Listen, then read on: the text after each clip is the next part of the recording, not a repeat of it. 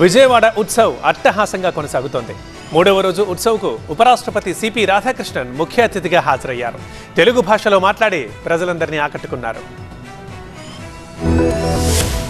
అంగరంగ వైభవంగా జరుగుతున్న విజయవాడ ఉత్సవ్కు విశేష స్పందన వస్తుంది. మూడవ రోజు ఉత్సవంలో ఉపరాష్ట్రపతి సిపి రాధాకృష్ణన్ ముఖ్య అతిథిగా పాల్గొన్నారు. ఉపరాష్ట్రపతిగా బాధ్యతలు చేపట్టిన తర్వాత తొలిసారి ఏపీ పర్యటనకు వచ్చిన సిపి రాధాకృష్ణన్ కు గన్నవరం ఎయిర్పోర్టుకు వెళ్లి AP governor Nazeer, CM Chandrababu స్వాగతం పలికారు.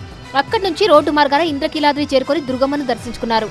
ఆ తర్వాత పున్నమి ఘాట్కు చేరుకున్న ఉపరాష్ట్రపతికి ఉత్సవ్ కమిటీ గ్రాండ్ వెల్కమ్ చెప్పింది. ఈ సందర్భంగా తెలుగులో నమస్కారం చెబుతూ ప్రసంగాన్ని కొనసాగించారు ఉపరాష్ట్రపతి సిపి రాధాకృష్ణన్.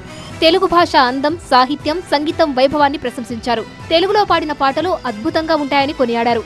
విజయవాడ ఉత్సవం మరిన్ని దశాబ్దాలుగా కొనసాగాలని ఆకాంక్షించారు.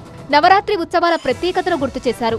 విజయవాడ ప్రత్యేకతపైన మాట్లాడి ప్రజలను ఆకట్టుకున్నారు. Vijayawada hottest city, cool people అని, రాబోయే రోజుల్లో విజయవాడ దేశంలోనే అభివృద్ధి చెందిన నగరంగా నిలవబోతుందన్నారు. మూడవ రోజు విజయవాడ ఉత్సవంలో ప్రముఖ గాయని గీతామాధురి సంగీత విభావరితో స్పెషల్ అట్రాక్షన్ గా నిలిచారు. గీతామాధురి పాటలను ఉపరాష్ట్రపతి ప్రత్యేకంగా ప్రశంసించారు.